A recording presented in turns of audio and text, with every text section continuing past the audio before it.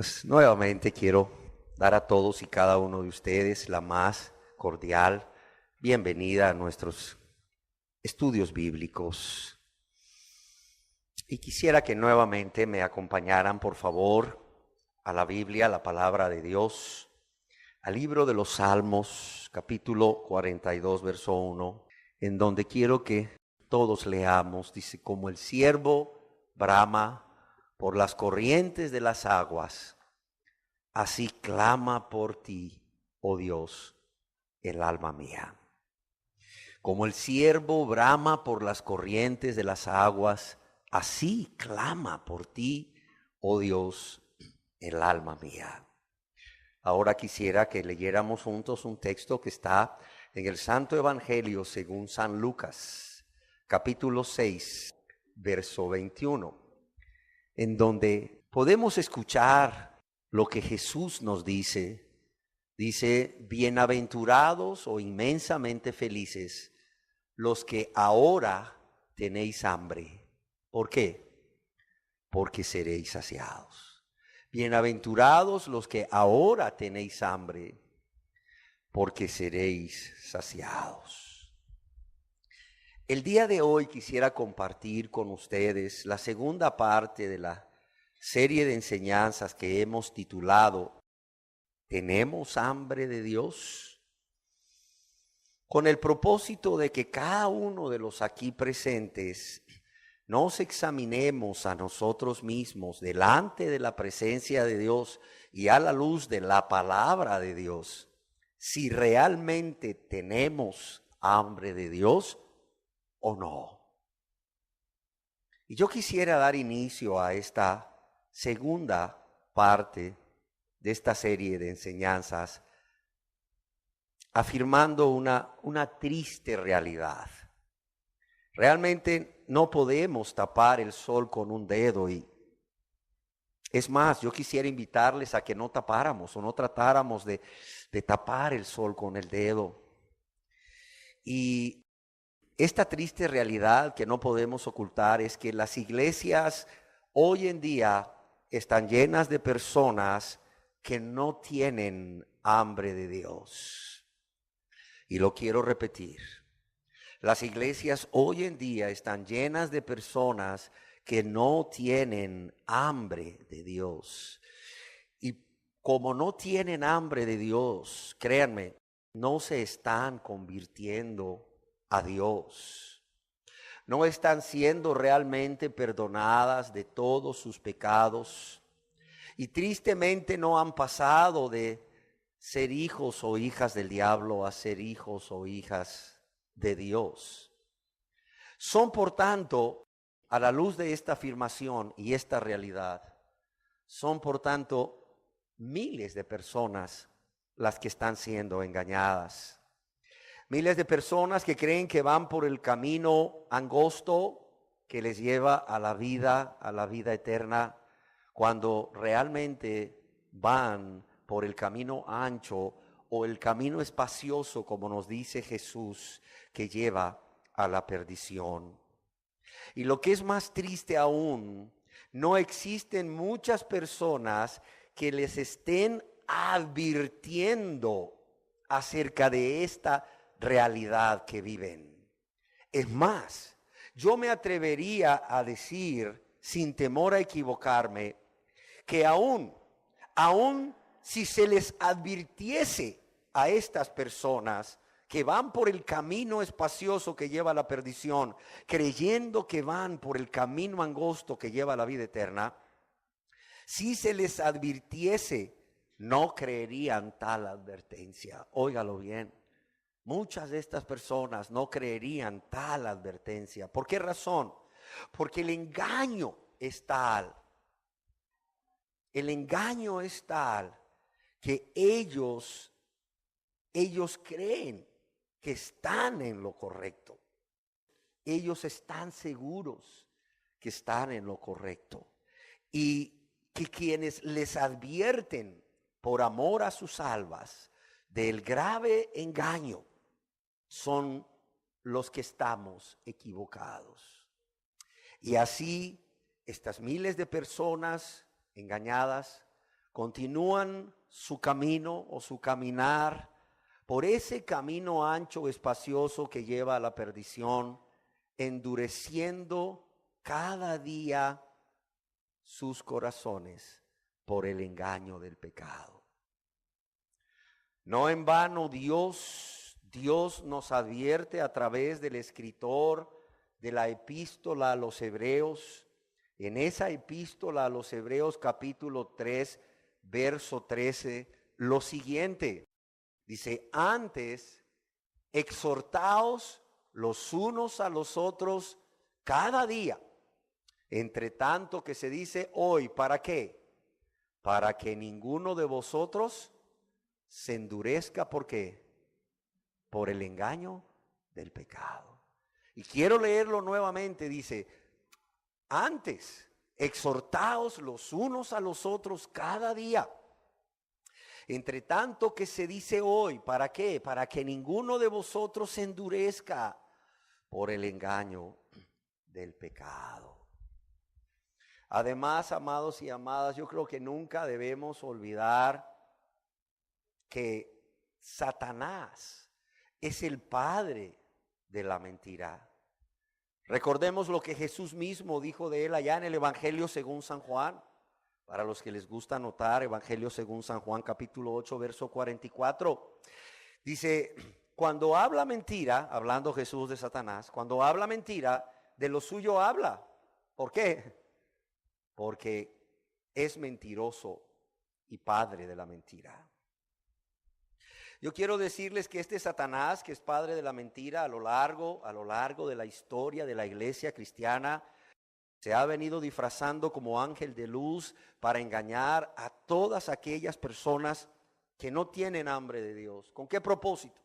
Con el propósito de que nunca tengan ese deseo de tener hambre de Dios y por lo tanto nunca puedan tener esa relación íntima, esa relación de amistad, esa relación personal de comunión con Dios que se inicia en el mismo momento de la salvación.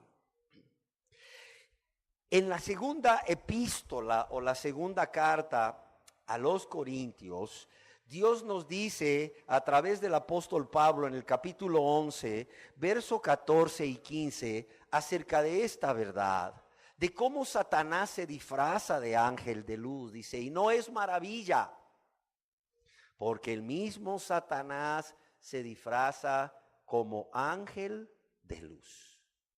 Así que no es extraño si también sus ministros se disfrazan como ministros de justicia, cuyo fin será conforme a sus obras. Alguien escribió lo siguiente: a Satanás se le presenta comúnmente en la actualidad como un ser con cuernos, de color rojo y con cola, pero esto está desde luego muy lejos de la manera en la que Satanás se presenta hoy en día a los seres humanos. Es más, en este verso que acabamos de leer de 2 de Corintios 11:14, vemos cómo Dios nos advierte que Satanás se disfraza como ángel de luz. ¿Y cómo Satanás se disfraza como ángel de luz?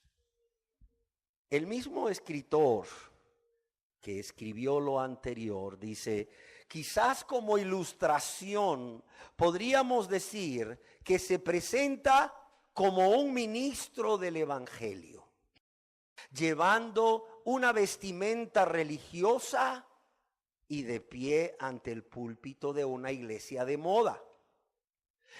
Emplea Satanás palabras religiosas como Dios, como Jesús y la Biblia, pero engaña a sus oyentes.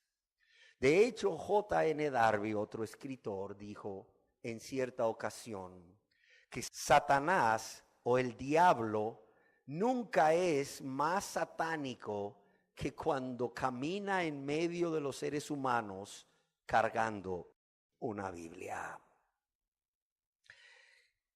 Y yo quiero decirles que Satanás utiliza para este fin de engañar a las personas, a sus ministros, ¿Qué quiere decir sus ministros? Personas que en este mundo, en esta tierra, siempre y especialmente ahora, en este tiempo que nos ha tocado vivir, personas que le sirven, personas que le ayudan voluntariamente y personas que le adoran y personas que se prestan a ese propósito de engañar. Yo quiero decirles que estas personas tampoco las vas a ver con esa cara de monstruos, no.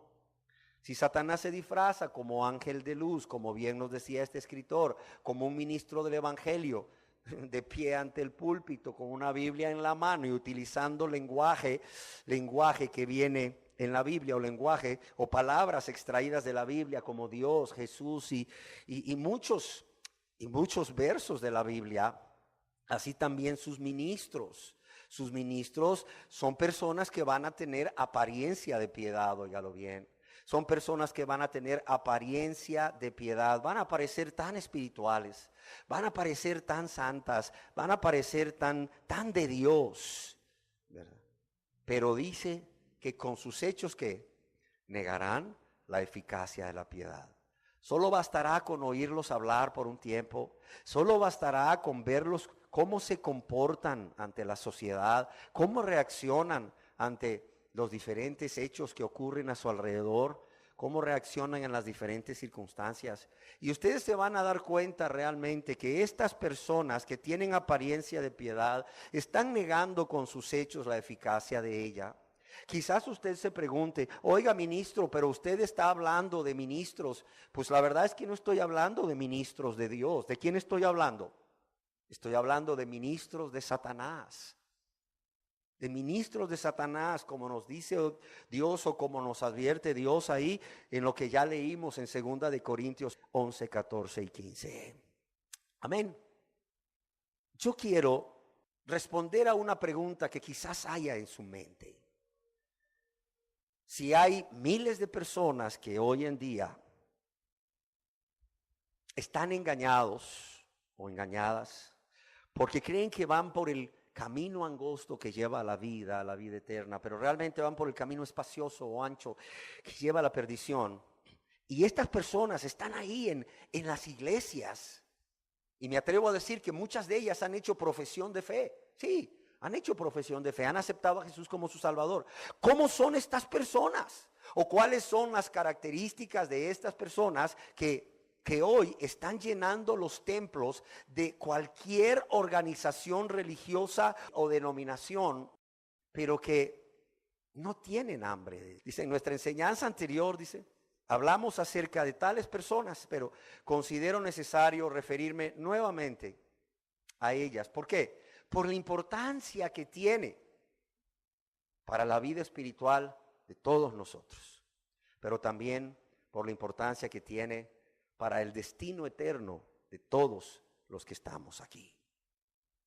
Quiero decirles que estas personas son personas que confiesan ser cristianos o dicen ser cristianos o cristianas, hijos o hijas de Dios, pero decíamos nunca se han convertido a Dios.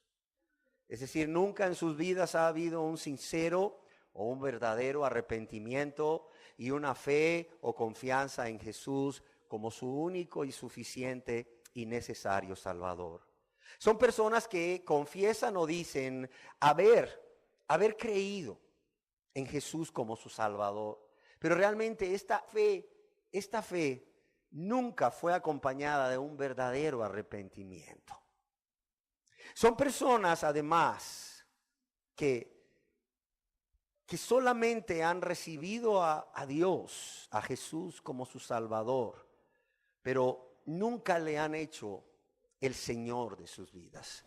Así como ellos dicen haber tenido fe en Jesús, pero no haber acompañado esa fe de un arrepentimiento verdadero y sincero, así también estas personas dicen haber recibido a Jesús como su Salvador, pero nunca le han hecho el Señor de sus vidas. Por lo tanto, en su vida diaria podemos ver cómo continúan haciendo su voluntad y no la voluntad de Dios. Amén. Son personas que solo buscan a Dios, como decíamos, como un medio para alcanzar un fin. En otras palabras, están buscando de Dios, pero no están buscando a Dios. Y lo buscan como un medio para alcanzar un fin, el cual puede ser la salvación, el cual puede ser las bendiciones de Dios, sanidad divina, un trabajo, un esposo o una esposa, o que Dios le cumpla todos sus deseos, pero sin importarles cuál es la voluntad de Dios al respecto, cuál es la voluntad de Dios para sus vidas. Son personas que les encanta atar y desatar y reclamar y confesar, pero realmente no le preguntan a Dios, o sea, ¿cuál es la voluntad de Él para sus vidas al respecto o cada día? Son personas, como decíamos, que buscan de Dios, pero no a Dios. Buscan la salvación de Dios, pero no al Dios que desea que todos los seres humanos sean salvos y vengan al conocimiento de la verdad. Son personas que buscan las bendiciones de Dios y sus promesas, pero no al Dios de las bendiciones y las promesas. Son personas que tienen una religión, pero no una relación personal con Dios. Son personas que son miembros de una organización religiosa o de una denominación, pero no tienen una relación personal con Dios. ¿Por qué razón? Porque no les importa a Dios. No les importa a Dios, solo lo de Dios. Son personas que dicen, no, mire, yo soy un hijo de Dios, pero wow, mano, ¿cómo lo tratan? Mira, todos los días lo ofenden, todos los días lo lastiman, todos los días le producen dolor en su corazón. ¿A través de qué? A través de vivir una vida de egoísmo, una vida de rebeldía, una vida de práctica de pecado. Y ahí los ves practicando todo tipo de pecado. Ahí los ves en sus lujurias, ahí los ves en sus lascivias, ahí los ves en sus adulterios y en sus fornicaciones. Sí, ahí los ves en sus enojos, en sus pleitos, en sus celos, en sus iras. Ahí los ves en sus mentiras, en sus hipocresías. Ahí lo ves robando al prójimo y robándole a Dios. Ahí los ves amando el mundo y las cosas del mundo. Ahí los ves amándose a ellos mismos y los deleites temporales del pecado más que a Dios. Pero dicen, yo soy salvo, yo soy hijo de Dios, yo soy hija de Dios. Pero realmente, y lo digo con todo respeto, viven como hijos del diablo. La cebra es rayada, ¿sí o no? ¿Y el tigre de Bengala es rayado, sí o no? ¿La cebra es hija de un tigre de Bengala? No.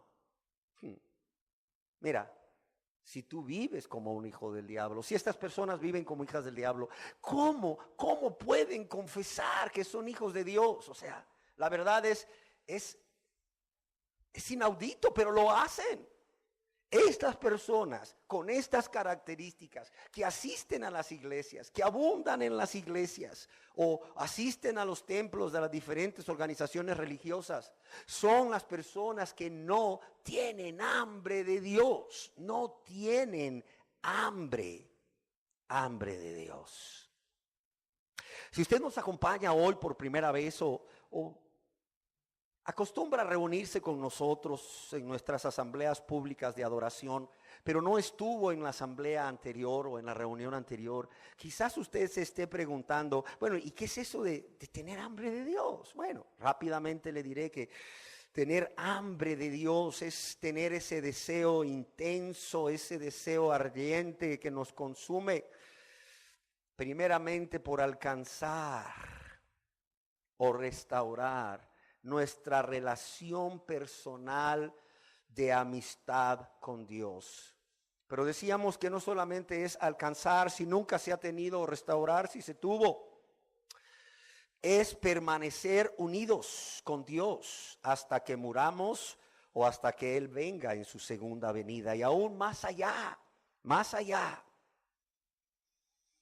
Tener hambre de Dios es tener ese deseo de estar nuevamente juntos, la persona y Dios, o estar siempre, cada día, cada momento, no importando las circunstancias de la vida, siempre juntos, andando unidos íntimamente en amistad, teniendo paz con Dios o estando en paz con Dios, amándole, agradándole en todo y honrándole y sirviéndole siempre. Tener hambre de Dios es tener ese deseo intenso de estar siempre en la presencia de Dios. Repito, es tener ese deseo intenso de estar siempre en la presencia de Dios y participar de lo que algunos le llaman esa dulce compañía con Dios. Tener también hambre de Dios, decíamos, es una gran necesidad. Esa gran necesidad de alcanzar y restaurar esta relación personal de amistad con Dios y permanecer unidos para siempre. Estar nuevamente juntos, una gran necesidad de estar nuevamente juntos. Esa necesidad de estar con Él en su presencia y de participar de esa dulce compañía con Dios.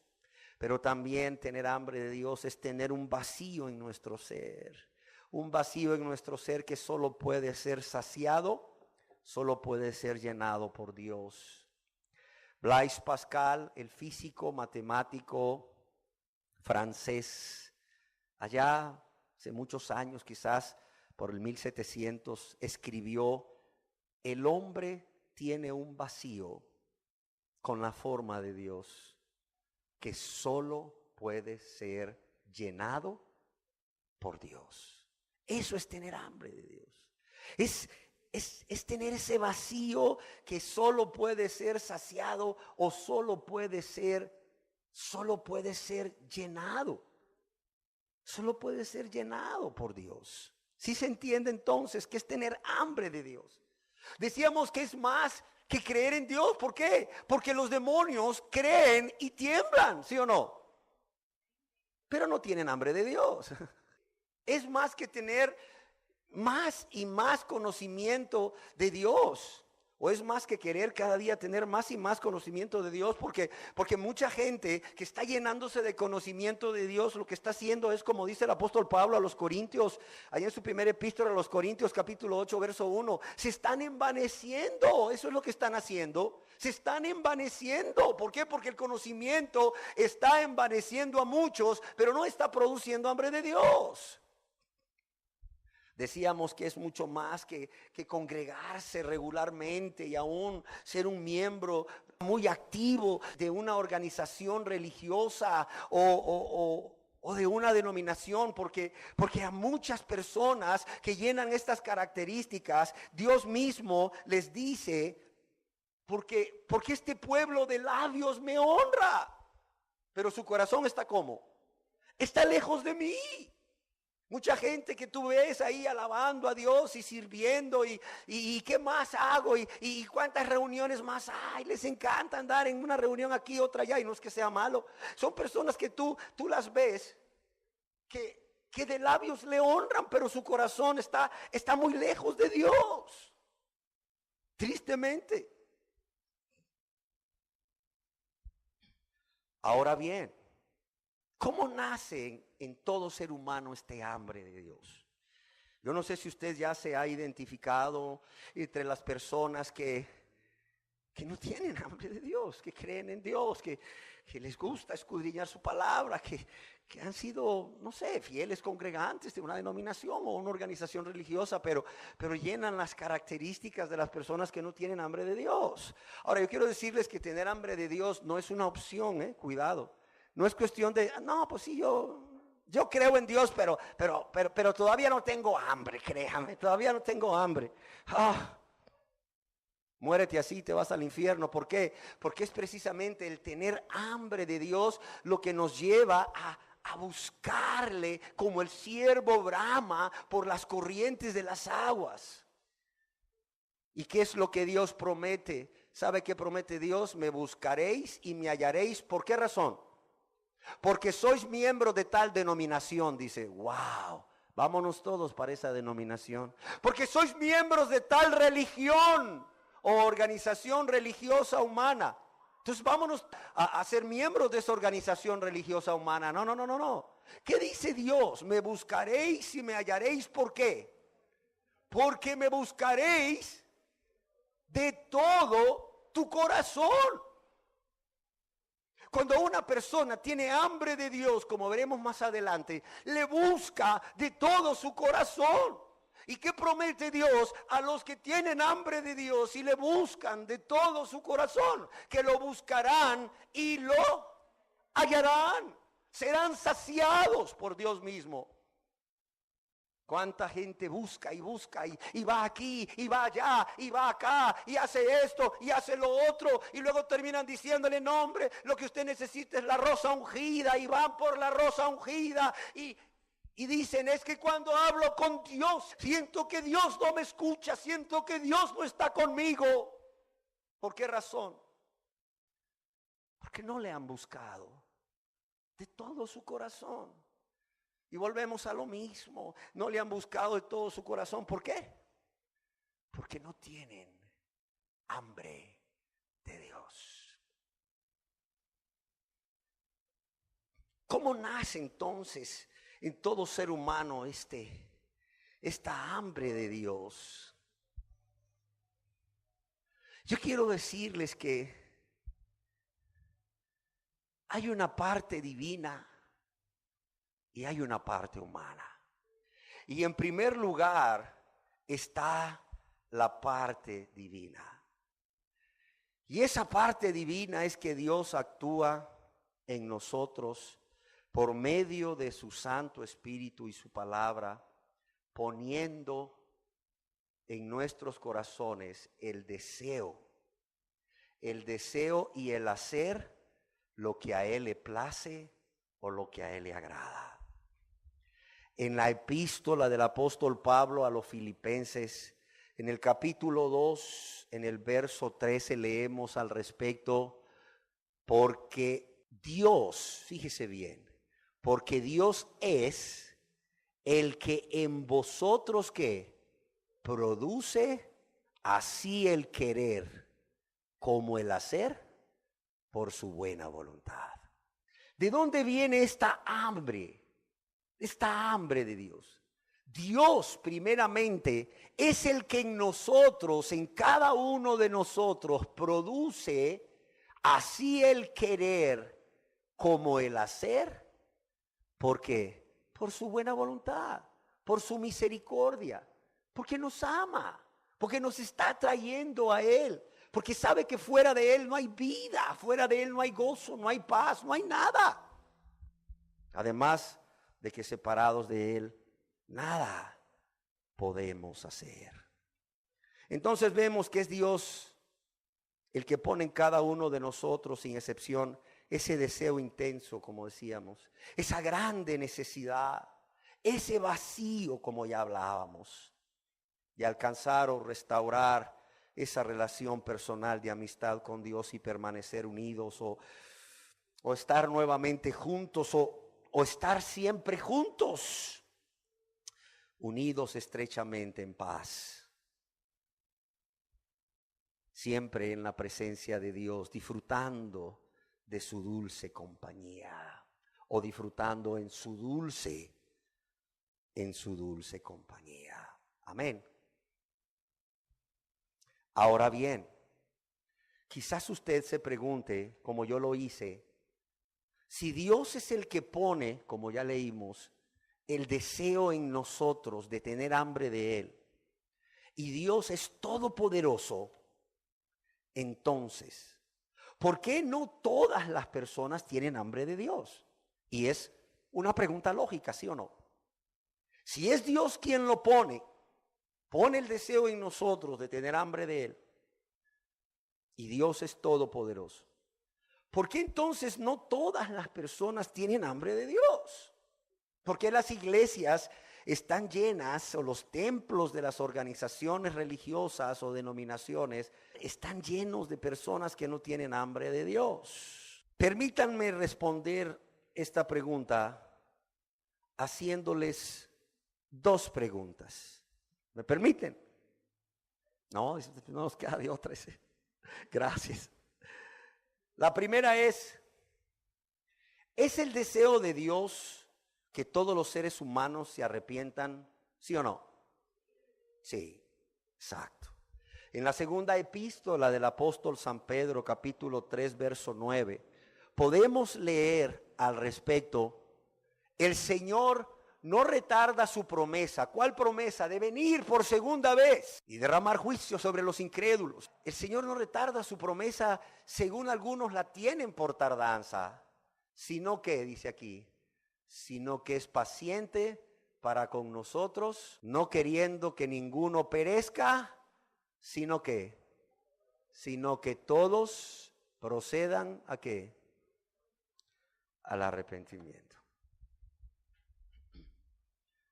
Dios ha prometido en su palabra que Él va a traer un juicio sobre todos aquellos seres humanos que rechazaron a su Salvador, a su Mesías, pero también esa grande salvación que Dios ofreció a estos hombres por la fe que es en Cristo Jesús. Y Dios ha prometido que ese día Él va a traer juicio sobre estas personas. Y lo va a hacer, créanme, lo va a hacer. Y si parece que Dios se ha retrasado, créanme que no es porque Dios esté siendo infiel a su promesa, sino que, como ya leímos, dice que Dios es paciente. ¿Para quién? Para con nosotros. No queriendo ¿qué? Que ninguno perezca, sino que ¿qué? Sino que su deseo es que todas las personas, todos los seres humanos creados por Dios, vengan al arrepentimiento. En otras palabras, vemos cómo Dios está extendiendo a propósito el tiempo de la gracia para que todos los seres humanos en todas las partes tengamos la oportunidad de arrepentirnos. Allá en el Antiguo Testamento, en el libro del profeta Ezequiel, en el capítulo 33, en el verso 11, ¿qué dice Dios también al respecto? Diles, dice Dios, vivo yo, dice Jehová el Señor, que no quiero la muerte del impío. Fíjate cuál es el deseo de Dios. Diles, vivo yo, dice Jehová el Señor, que no quiero la muerte del impío, sino que se vuelva el impío de su camino y que viva. En otras palabras, que se arrepienta y que viva. Dice, volveos de vuestros malos caminos. Sin embargo, la triste realidad al respecto es que aunque el deseo de Dios es que todo ser humano se arrepienta y no sea condenado por Dios, aunque Dios es todopoderoso, no todos los seres humanos se están arrepintiendo hoy en día. Y lo que es más triste, al final no todos los seres humanos se arrepentirán. ¿Por qué razón? Porque Dios ha concedido al ser humano libre albedrío. Medio por el cual las personas deciden hacer o no la voluntad de Dios. Medio por el cual las personas deciden satisfacer o no los deseos de Dios. ¿Qué fue lo que dijo Jesús a aquellos principales sacerdotes? Gente muy religiosa que creía en Dios, que se creía pueblo de Dios, pero también a los ancianos de Israel. Allá en el Santo Evangelio según San Mateo capítulo 21, verso 32, a este respecto. ¿Qué les dijo? Les dice, porque vino a vosotros Juan el Bautista en camino de justicia y no le creísteis, pero los publicanos y las rameras le creyeron.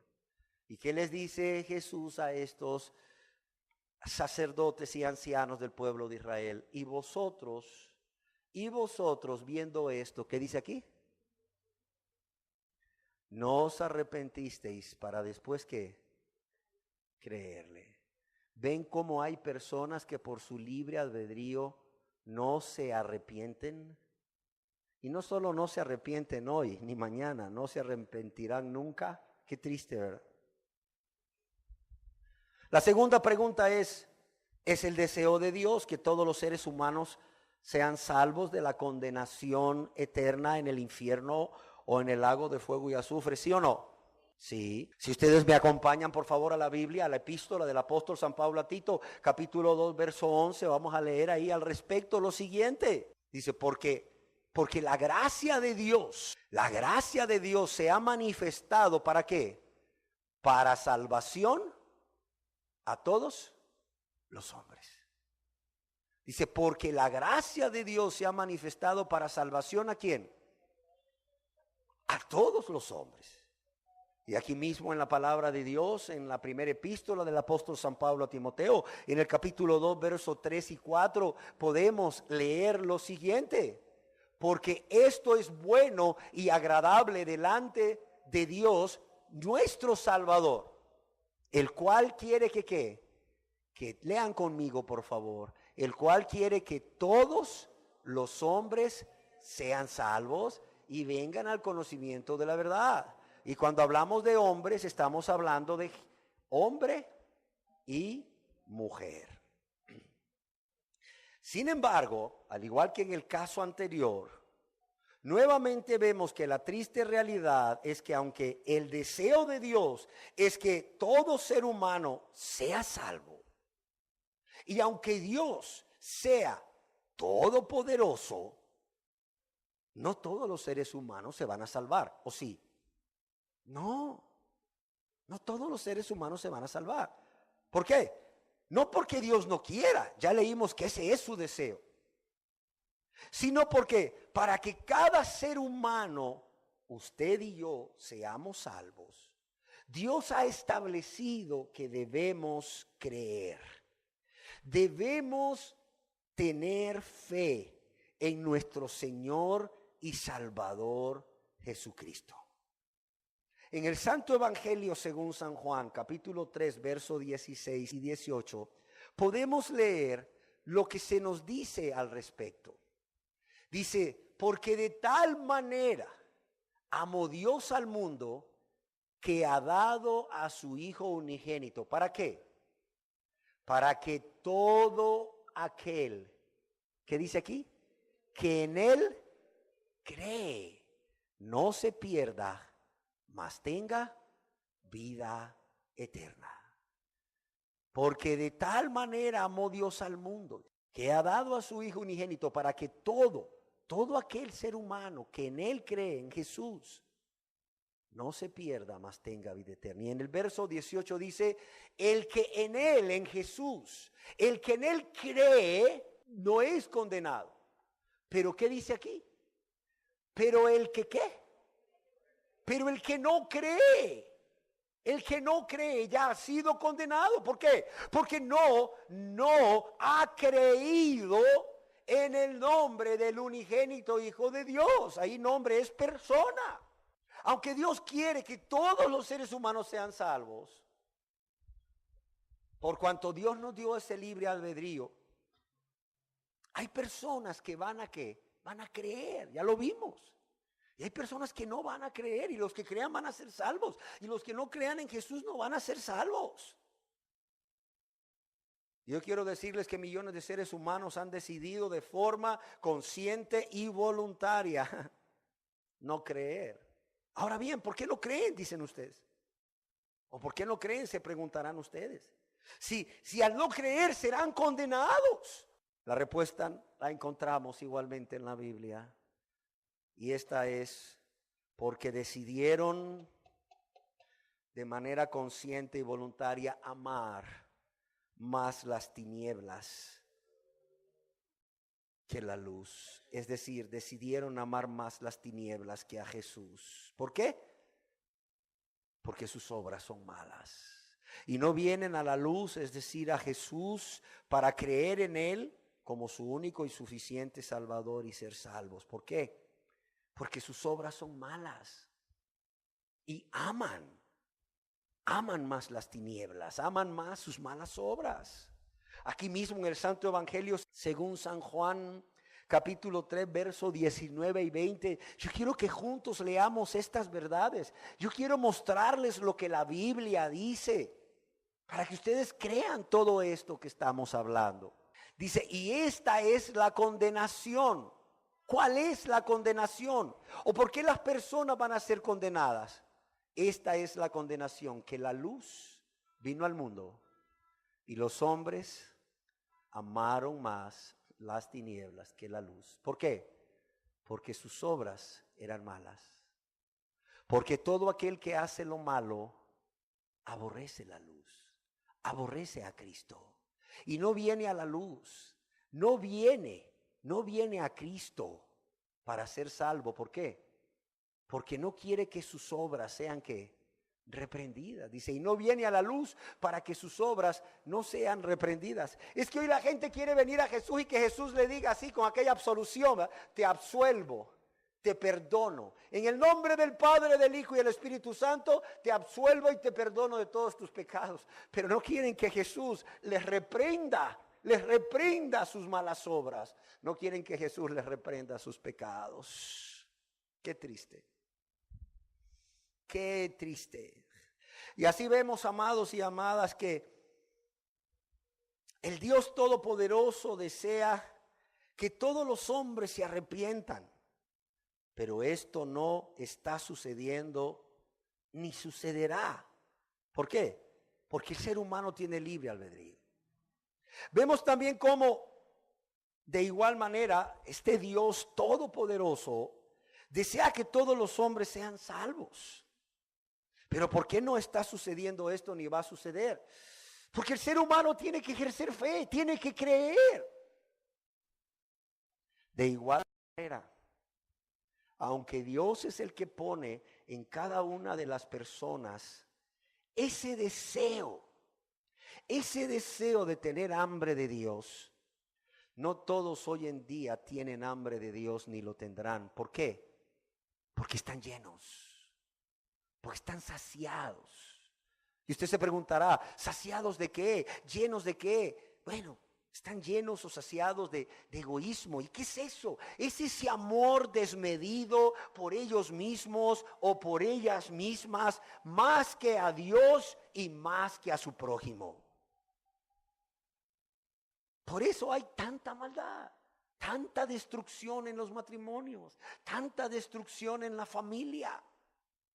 Por eso es que en nuestros países hay tanto índice de muertes por cada 100,000 habitantes y tanta corrupción y tanta impunidad. ¿Por qué? Porque las personas están saciadas de egoísmo, de un amor desmedido por ellos o ellas mismas, más que por Dios y su prójimo, que no les importa a nadie más, no les importa cuál sea la consecuencia de sus pecados para con Dios, ni para con su prójimo, ni para con esta sociedad o este país. Qué triste. Aunque Dios es el que pone el deseo, el querer tener hambre de Dios, no todos tienen hambre de Dios hoy en día ni la tendrán, porque además de estar saciados o llenos de egoísmo, están saciados o llenos de pecados. Sus corazones están llenos de pecado. Porque del corazón del hombre, dice Dios en su palabra, porque del corazón del hombre salen. Y empiece a Dios a mencionar una serie de pecados. Estas personas no buscan a Dios con todo su corazón porque están saciados, están llenos en su corazón ¿de qué? De pecados. De pecado de lujuria, de pecado de lascivia, de pecado de fornicación, de pecado de adulterio, de pecado de mentira, de pecado de enojo, de pecado de pleito, de pecado de celos, de pecado de amargura o de resentimiento, de pecado de vanidad, de soberbia o cualquier otro pecado, pero pecado al fin. Además están llenos o saciados con los deleites temporales que estos pecados que están practicando les ofrecen. Porque no les voy a negar, el pecado se presenta como algo muy agradable. Satanás va a tentar a la persona, cristiana o no cristiana, a través de algo muy agradable, a través de algo que genera mucho placer.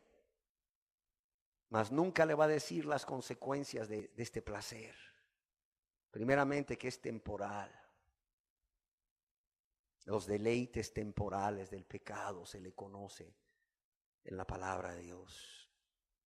Pero ¿de qué otra cosa están llenos? Están llenos de justicia propia, es decir, están ellos mismos justificándose a sí mismos, o están ellos mismos declarándose limpios, declarándose puros delante de Dios, declarándose inocentes por lo que están haciendo o por lo que están dejando de hacer. Y así vemos que cada vez que dejan de hacer algo malo, cómo se llenan de justicia propia. Y cada vez que hacen algo bueno, cómo se llenan de justicia propia. Es por eso que los ves ahí en la organización religiosa humana a la cual son miembros, o en la denominación a la cual son miembros activos. Los ves muy comprometidos y muy activos, haciendo esto, haciendo lo otro, pero sin conversión. Y no estoy diciendo que servir a Dios y al prójimo sea malo, que extender el reino de Dios sea malo, no. Pero primero debemos de partir de una conversión, de una entrega total, incondicional de nuestras vidas a Dios, para que Dios primero las perdone y luego las gobierne. Cualquier cosa que nosotros hagamos sin antes haber tenido esta conversión a Dios, Dios lo ve como un trapo sucio, como un trapo de inmundicia. Y eso no lo digo yo, nos lo dice Dios. Entonces vemos, amados y amadas, que para ser llenos de Dios, en primer lugar está la parte de Dios, la parte divina, parte misma que es tristemente obstaculizada, porque como ya vimos, el ser humano está lleno, el ser humano está saciado de todo, menos de Dios. Ahora, ¿cuál es nuestra parte humana? ¿Cuál es la parte que nos corresponde? Y yo quiero decirles que nuestra parte es cómo cada uno de nosotros responde o reacciona ante esa obra que Dios quiere llevar a cabo en nuestras vidas por medio de su Santo Espíritu y su palabra, para producir hambre de Dios. ¿Sí se entiende? Nuestra parte es, simple y sencillamente, cómo cada uno de nosotros, cómo usted y yo respondemos o reaccionamos a esa obra que Dios está queriendo llevar a cabo por medio de su Santo Espíritu y su palabra en nuestras vidas.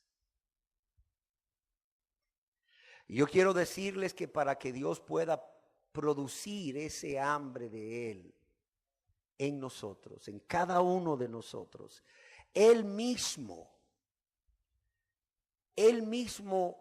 nos enseña por medio de su Espíritu Santo y su palabra algunas verdades acerca de nuestra condición espiritual, verdades que nosotros no solo debemos saber, porque mucha gente las desconoce. Yo las desconocí por muchos años, déjeme decirle.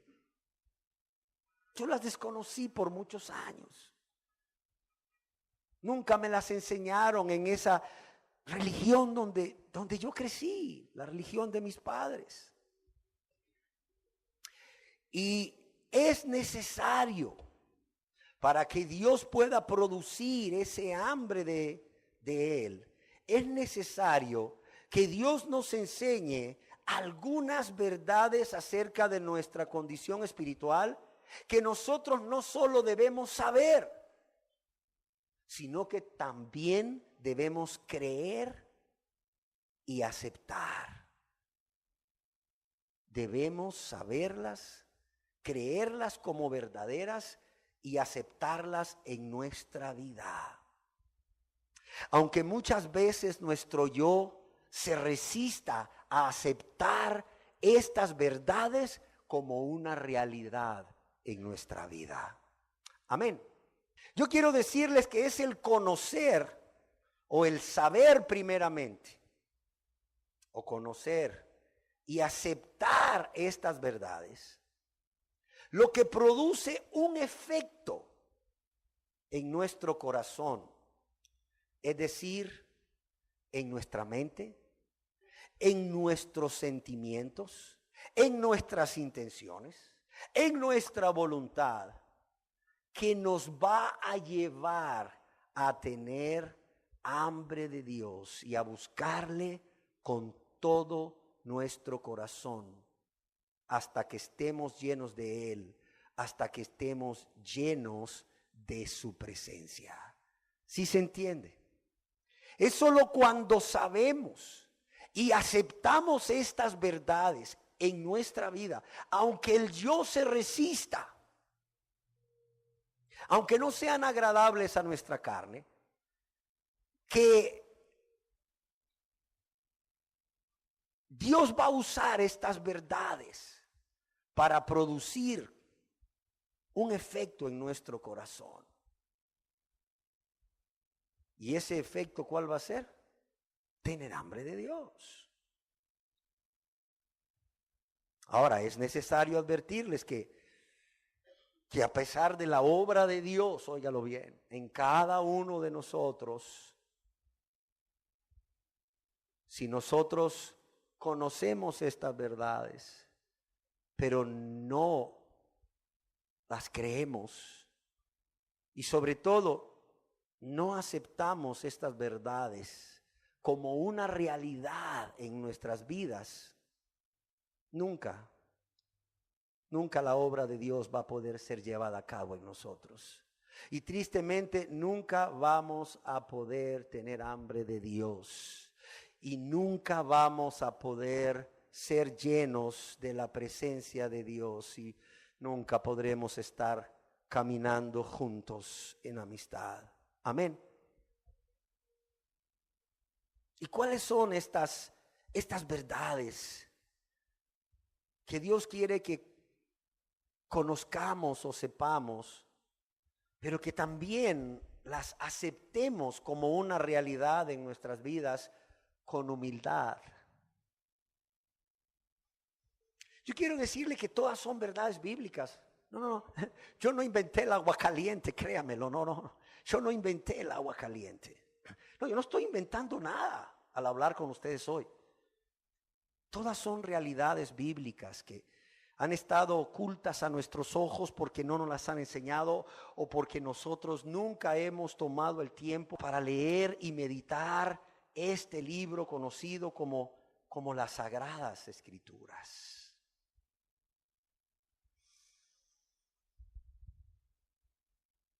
¿Y cuál es la primer verdad que debemos saber y reconocer o aceptar con humildad? La primer verdad es que todo el tiempo que hemos vivido en esta tierra, viviendo egoístamente, practicando uno o más pecados, cualquiera de los pecados que he mencionado, los que Dios te muestre, hemos vivido separados de Dios. Óigalo bien. La primera verdad es que todo el tiempo en que hemos vivido en esta tierra, viviendo egoístamente, practicando uno o más pecados, hemos vivido separados de Dios. ¿Por qué razón?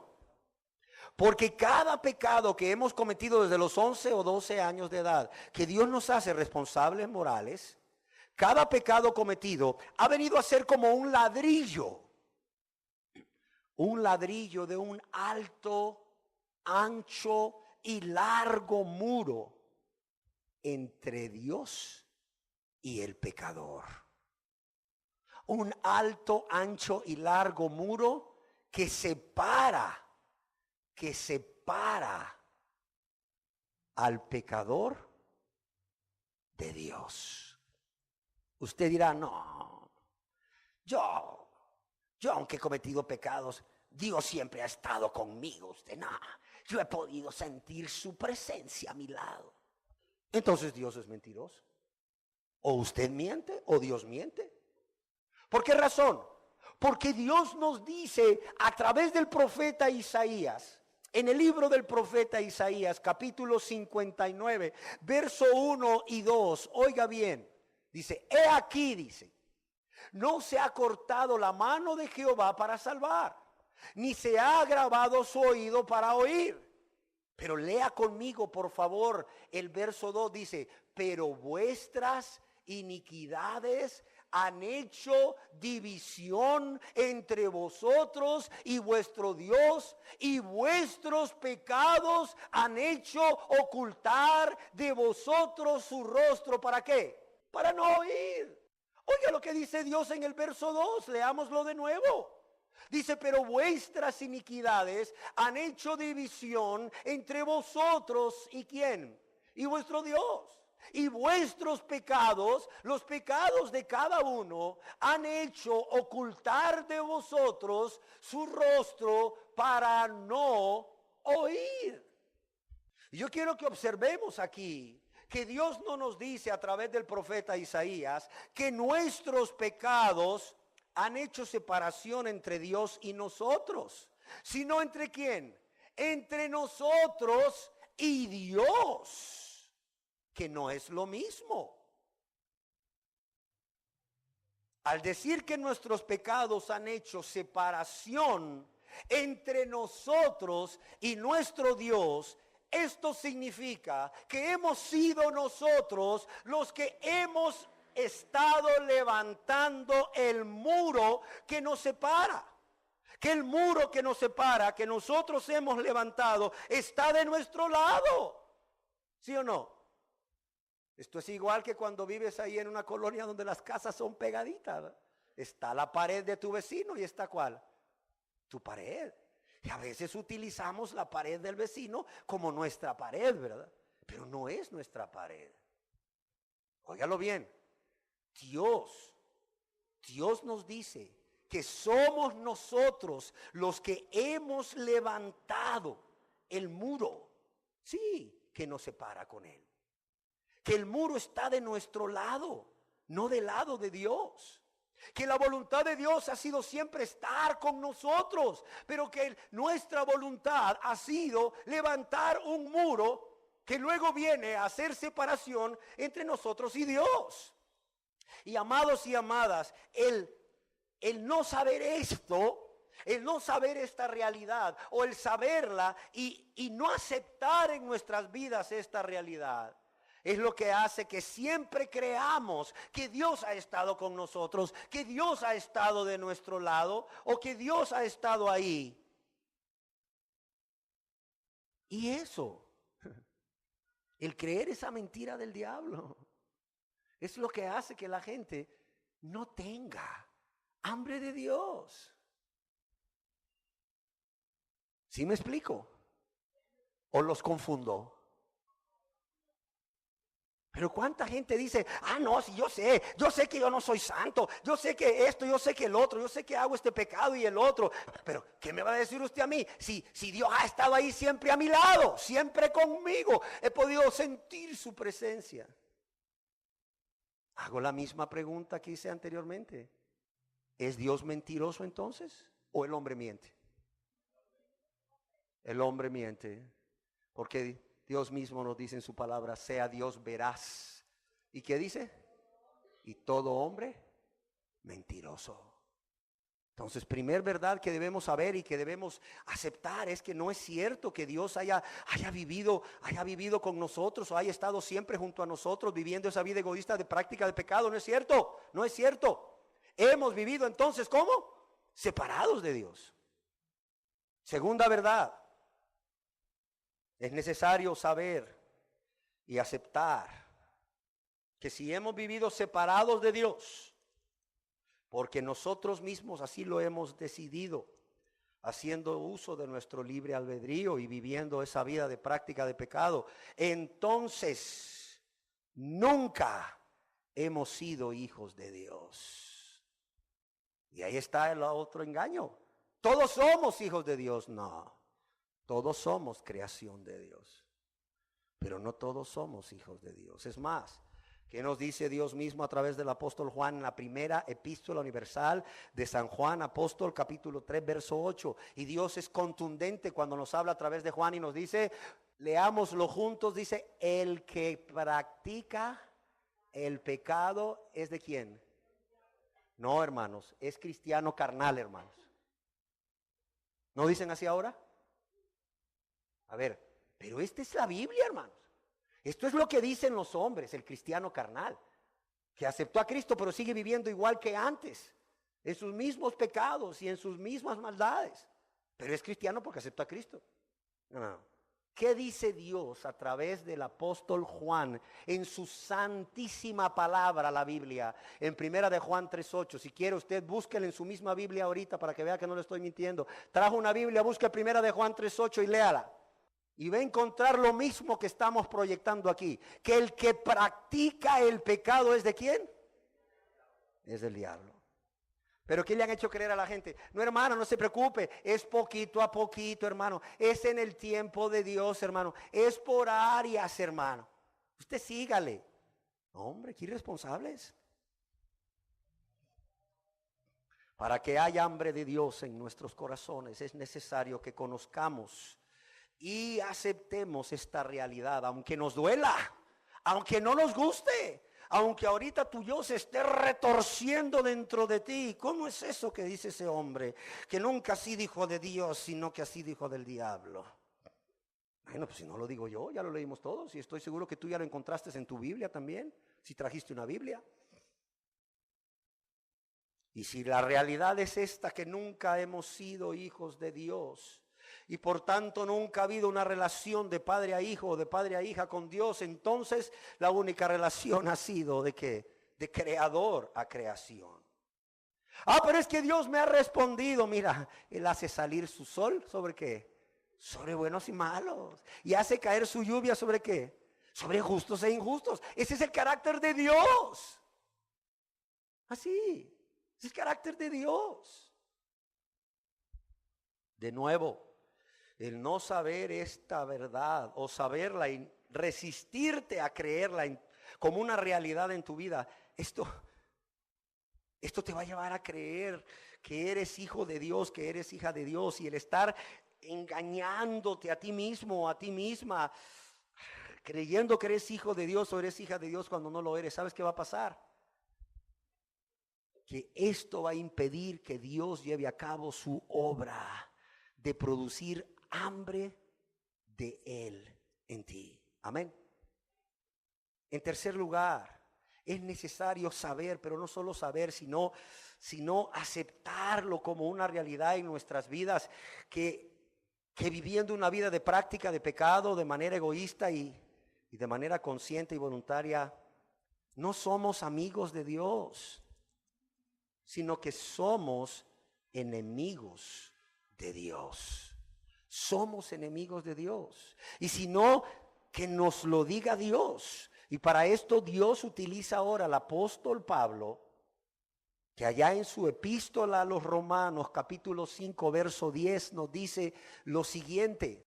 Romanos capítulo 5, verso 10, dice, porque si siendo ¿qué?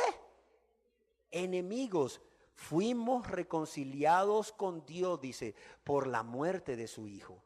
¿Cuál es el estado? ¿Cuál es la relación más bien entre Dios y la persona que sigue practicando el pecado y que no ha sido reconciliado con Dios por la muerte de su Hijo? ¿Cuál es la relación que existe entre él o ella y Dios? Mira lo que dice aquí. Porque si siendo ¿qué? Enemigos. Esa es la realidad. Una persona que hizo una oración sin conversión sigue siendo enemiga de Dios. Sigue siendo enemigo de Dios. Solamente cuando sabemos esto y lo aceptamos como una realidad en nuestras vidas. Aunque nos duela, aunque no nos guste. es que entonces Dios va a poder hacer esa obra que Él quiere hacer, de producir en nosotros ese deseo intenso, esa hambre de Él. Si no, si la persona cree que Dios siempre ha estado con él o con ella, que son hijos o hijas de Dios y que son amigos de Dios, aún viviendo esa vida de práctica de pecado, ¿qué cree que va a pasar? Que van a estar saciados de engaño, llenos de engaño. Además se van a poner a hacer obras ahí que los van a justificar más engaño.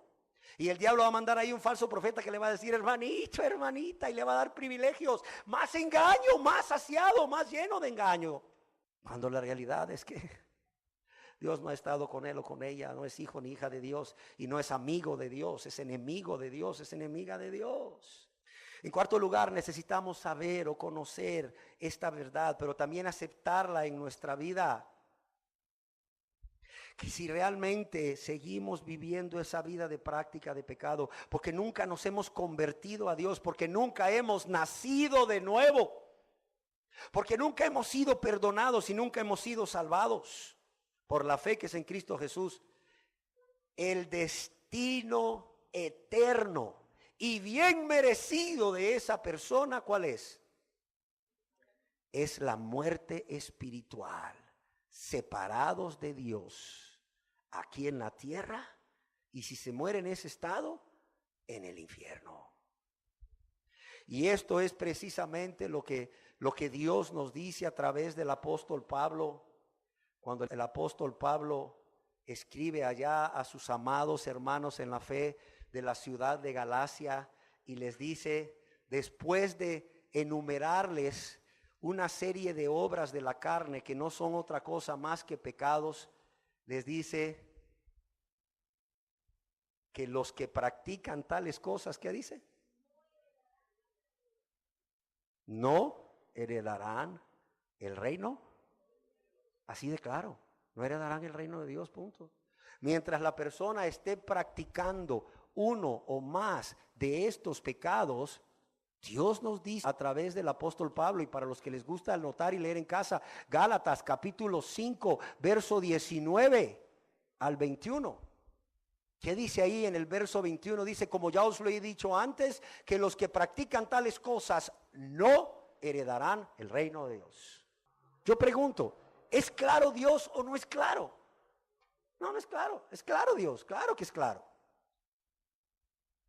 Es más, ¿qué creen ustedes que Dios nos quiere decir cuando a través del apóstol Pablo nos dice que la paga del pecado es muerte? ¿Qué creen que Dios nos quiere decir? Eso, que el que practica el pecado vive en un estado de separación con Dios, de enemistad con Dios. Y su destino eterno, si no se arrepiente, óigalo bien, y cree en Jesús como su único y suficiente Salvador, ¿cuál cree que va a ser el destino? Muerte, muerte espiritual, eterna separación de Dios. Aquí o en el lago de fuego y azufre. Pero también, amados, quiero decirles que este hambre de Dios es algo que Dios puede producir en nosotros por medio de su Santo Espíritu y su palabra. Solo cuando también, además de saber y aceptar todas las verdades anteriores, sabemos y aceptamos que hemos pecado. Y eso cualquiera lo acepta. Pero que hemos pecado contra Dios. Amén. ¿Qué nos decía o qué nos dice el rey David en ese Salmo 51? Ese salmo donde él manifiesta su arrepentimiento para con Dios. Salmo capítulo 51, verso 3 y 4. Oiga lo que escribió este hombre. Dice, primeramente porque yo reconozco mis rebeliones y mi pecado está siempre delante de mí. No se andaba justificando, ni echándole la culpa al diablo. No, para nada. Ni a la mamá, ni al papá, ni a la esposa, ni al esposo, ni a los hijos. No, a nadie le andaba echando la culpa. Dice, yo reconozco mis rebeliones y mi pecado está siempre delante de mí. Y mira lo que dice aquí. Dice, contra ti solo he pecado. ¿Y qué dice? Y he hecho lo malo delante de tus ojos. Mira, ahí tienes un corazón que está listo para que Dios haga esa obra de nuevamente tener hambre de Dios. Ahí tienes un hombre cuyo corazón estuvo saciado por algunos meses con el pecado de adulterio y con el placer que el pecado de adulterio con una mujer llamada Betsabé le producía. Y ahí estaba David ciego, engañado como muchos, cuando su corazón no tenía hambre de Dios, sino hambre por el pecado y por el adulterio. ¿Y qué le manda a decir Dios con el profeta Natán? Después de que le cuenta una historia, le dice: tú eres ese hombre, tú eres ese hombre, tú eres ese hombre. Tan ciego estaba David que hasta indignado estaba. Ese hombre que tal cosa hizo, debe hacer esto y esto y esto. Y Natán lo queda viendo, casi me lo puedo imaginar pensando: ciego estás, David, el pecado te cegó, David. David le dice: oh rey, tú eres ese hombre. ¿Y qué dice David en ese momento? Dice: pequé. ¿Contra quién? Pequé contra Jehová. Cuán necesario es que reconozcamos que cuando hemos pecado contra Dios, hemos ofendido a Dios, hemos lastimado a Dios le ha producido dolor en su corazón el que nosotros lo hayamos ofendido y lastimado, y todo por ser egoístas, y todo por ser ingratos, y todo por ser rebeldes, y todo por menospreciar su señorío. El no reconocer esta terrible verdad, el no aceptarla en nuestras vidas como una realidad, como lo hizo David, esto va a hacer que la obra de Dios de producir hambre y sed en esa persona de Dios se vea obstaculizada, porque la persona va a estar saciada, va a estar llena en su corazón de mentira, de engaño, de justicia propia. Pero también, hermanos, y ya para finalizar, y amigos aquí presentes, es necesario, sobre todo,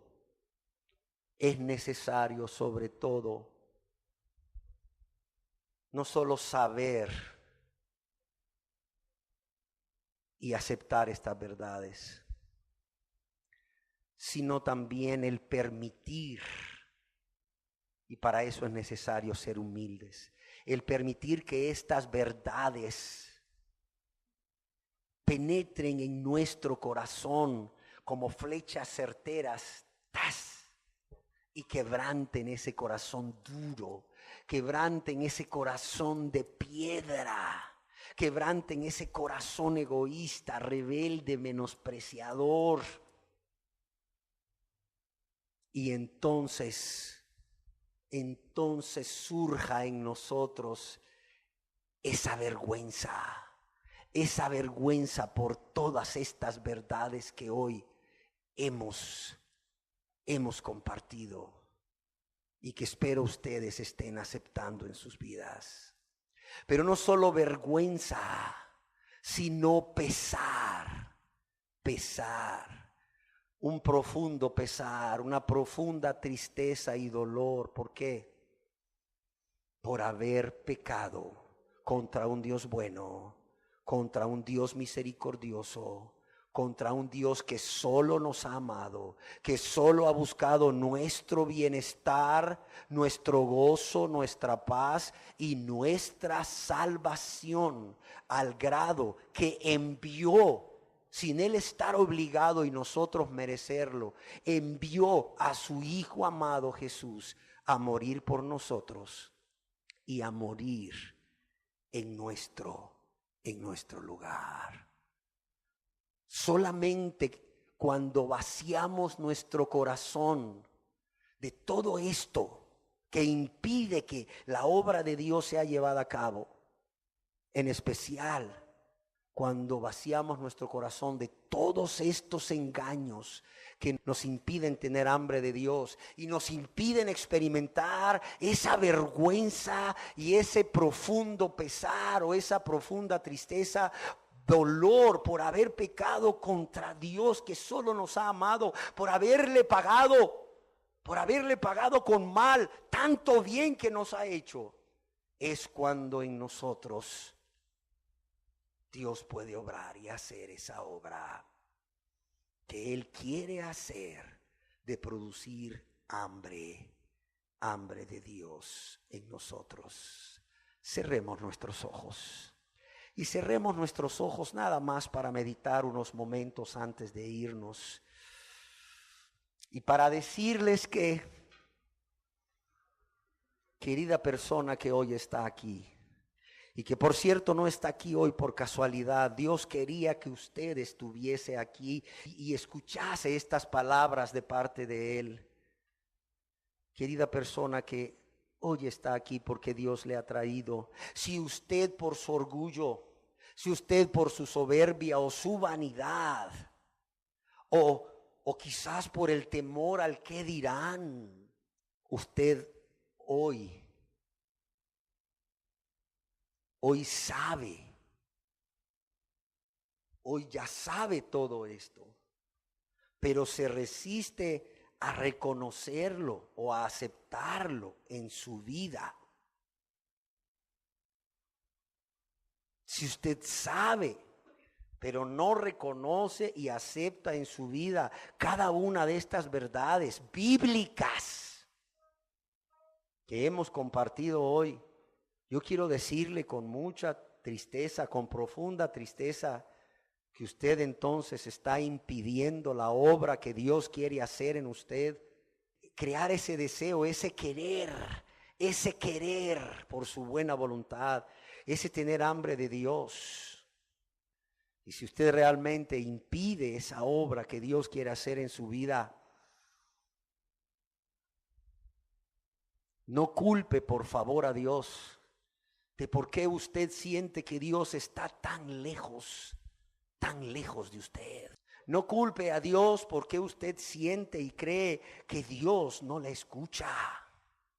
Es más, no culpe a Dios si Dios un día tendrá que condenarle o va a tener que condenarle al infierno o al lago de fuego y azufre. ¿Por qué razón? Porque fue usted quien impidió que Dios hiciera esa obra en su vida, esa obra de amor y misericordia, esa obra de poner en usted el deseo intenso de tener hambre de Él. No culpe a Dios, no reclame a Dios, porque solamente habrá un culpable, solamente habrá una culpable y es usted mismo. Usted misma.